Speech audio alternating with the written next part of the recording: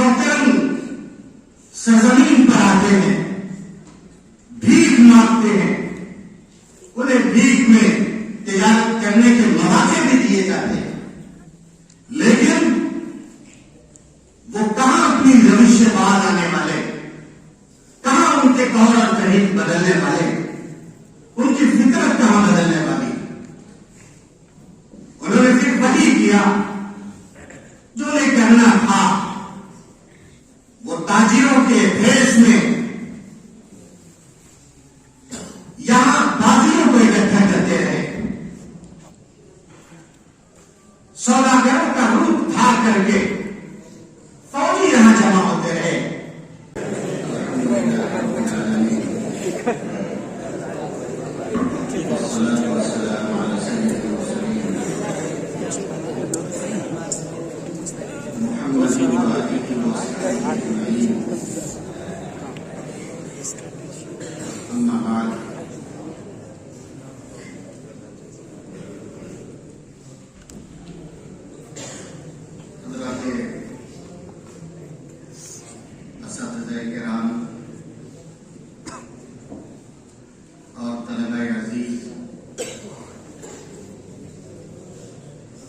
ہمارا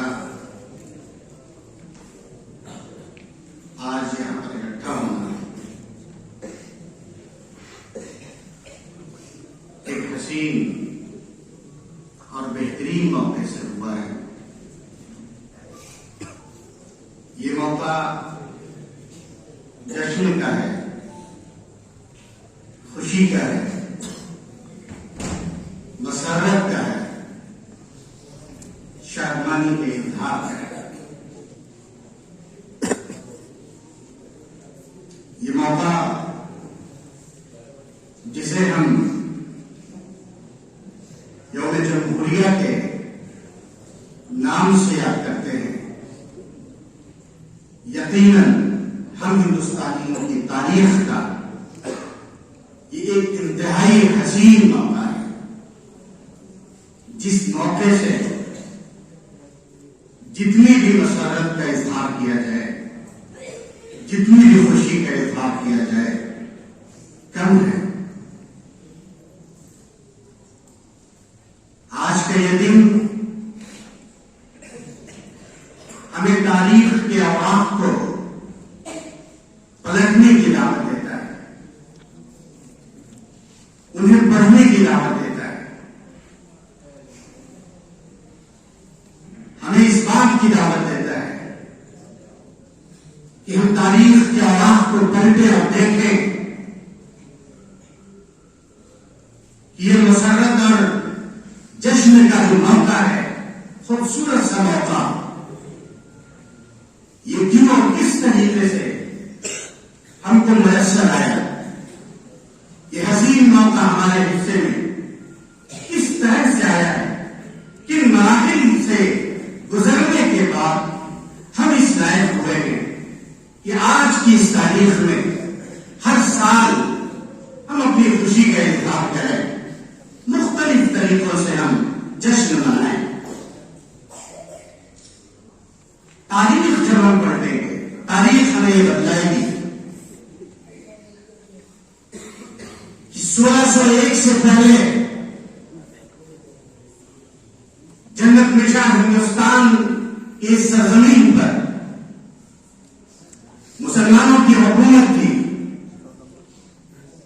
زمانے قافلہ وہ سنبھالے ہوئے تھے، وہی اس کی ساری چیزوں کے مالک تھے، اس کے نظام کو وہ چلا رہے تھے،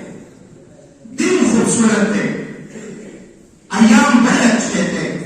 نظام اور سسٹم بھی بہت ہی ڈھنگ سے چل رہا تھا، لیکن 1601 میں اپنی عیاری اور مکاری سے مشہور انگریز قوم کا ناپاک قدم ہماری سرزمین پر پڑتا ہے۔ وہ سوداگروں اور تاجروں کا روپ دھار کر کے ہماری اس محترم سرزمین پر آتے ہیں،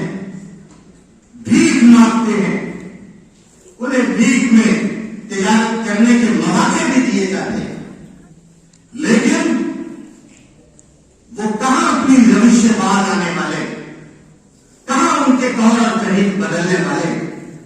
ان کی فطرت کہاں بدلنے والی؟ انہوں نے پھر وہی کیا جو انہیں کرنا تھا. وہ تاجروں کے بھیس میں یہاں بازیوں کو اکٹھا کرتے رہے، سوداگروں کا روپ دھار کر کے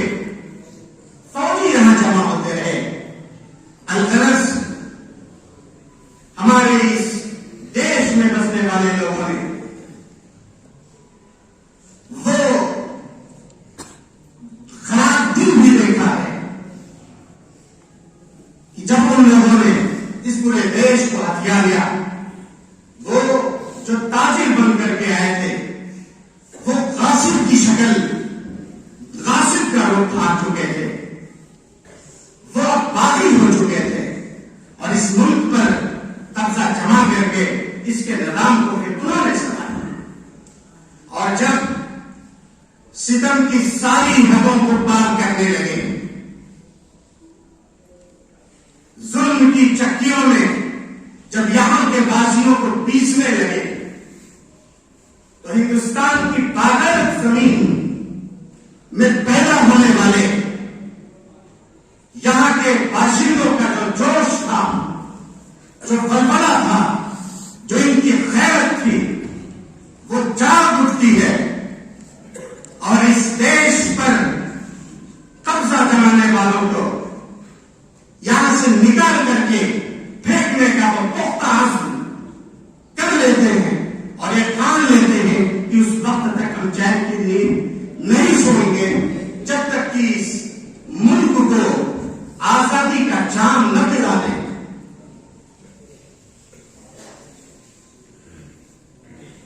چنانچہ ہمارے پرکھوں نے، ہمارے اجداد نے، ہمارے بڑوں نے، چاہے وہ کسی بھی قوم سے ان کا تعلق رہا ہو، چاہے کسی بھی مذہب سے، کسی بھی ملت سے ان کا تعلق رہا ہو، یعنی کہ ہندوستان میں بسنے والے سبھی مذہب کے، سبھی مکتب فکر سے تعلق رکھنے والے لوگ، وہ سب ایکجٹ ہوئے، سب ایک فکر ہوئے اور اپنی تبادو کو انہوں نے جاری رکھا، قربانیوں کو پیش کرتے رہے، نذرانے پیش کرتے رہے اور اس ملک سے انگریز قوم کو بھگا کر کے دم دیا. ہماری تاریخ میں تاریخ کو بدلنے کے بھی، تاریخ کو بدلنے کی کوششیں کی گئی اور جب اس ملک کی آزادی کی بات آتی ہے، اس میں قربانی دینے والوں کی بات آتی ہے یا جنگ آزادی کا تذکرہ آتا ہے تو 1857 سے شروعات کی جاتی ہے. یہ ان کے ارادے ناپاک ہیں جو غلط رخ دینا چاہ رہے ہیں. اس ملک کی آزادی کی خاطر آواز تو اس سے بہت پہلے اٹھی ہے. 1757 کا دن تاریخ کبھی نہیں بھولے گی، چاہے لاکھ بھلانے کی کوششیں کی جائے، چاہے وہ 1762 کے دن ہو یا 1763 کا زمانہ ہو، اس سے 1857 سے بہت پہلے ہی جو آزادی کا بلبلہ تھا وہ ہمارے دلوں کے اندر جو امنگیں تھیں وہ جگ چکی تھی. اور 1803 میں جب فتویٰ جاری کیا گیا تو وہ پیش کرنا ثابت ہوا اور اس ملک کو اسی کو سند بنا کر کے آگے بڑھا گیا اور ملک کو آزاد کیا گیا. اگر 1947 میں ہمارا ملک یہ آزاد ہوا، پھر قانون اور ضابطے بنائے گئے کہ نظام بہترین طریقے سے چل سکے اور 2 سال 11 مہینے 18 دن کی کوششوں کے بعد آئین ہند تیار ہو کر کے ہمارے سامنے آیا. آج کا ہمارا یہ جو دن ہے یوم جمہوریہ، آج کے اس دن ہمارے ملک کا جو صدر ہوا کرتے ہیں وہ راشٹرپتی انڈیا گیٹ پر ترنگے کو پھیلا کر اس جشن کی شروعات کرتے ہیں. یاد رہے کہ 15 اگست یوم آزادی کا جو جشن ہوتا ہے اس میں ملک کا جو وزیر اعظم ہوتا ہے وہ ترنگا پھیرانے کے کام کو انجام دیتا ہے. لیکن آج کے دن ملک کا جو راشٹرپتی ہوتا ہے وہ ترنگا پھیرانے کا کام کرتا ہے. تھوڑا سا ایک فرق اور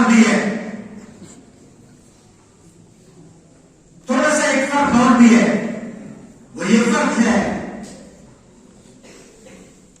کہ ترنگا ایک جشن کے موقع سے ترنگا نیچے سے اوپر کی طرف لے جا کر کے پھیلایا جاتا ہے اور ایک موقع سے جو ہے وہ اوپر ہی ہوتا ہے وہیں پہ پھیلایا جاتا ہے.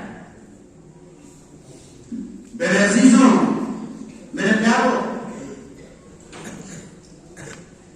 ہمارا جب آئین تیار ہوا تو اس آئین کے اندر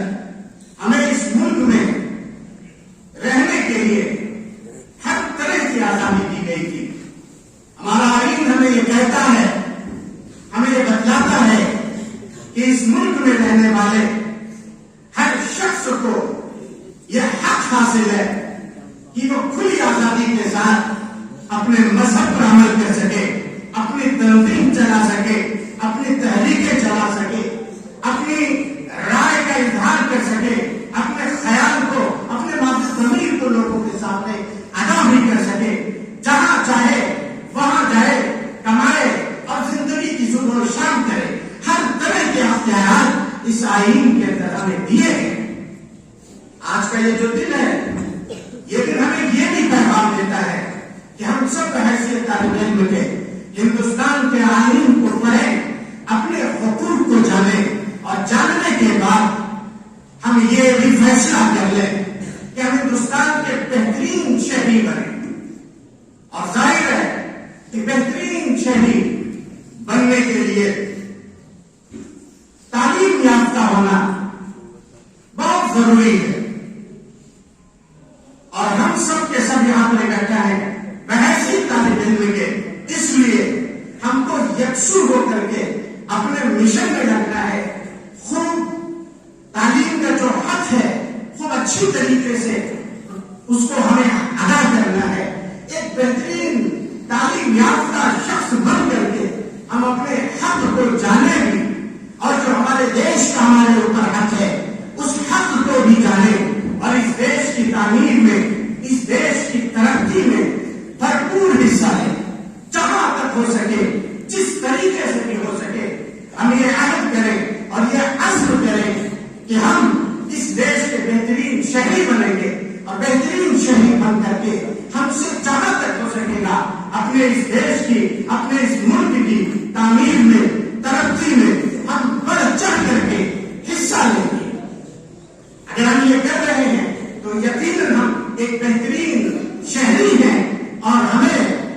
جو ہے ہندوستانی ہونے پر اپنے فخر ہوگا. جب ہم بہترین بنیں گے تو یقیناً ہمارا دیش ترقی کرے گا. جب ہمارا دیش ترقی کرے گا تو ہم ترقی کریں گے، اور پھر ساری دنیا کے اندر ہمارا ذکر ہوگا، ہمارے دیش کا ذکر ہوگا. ہم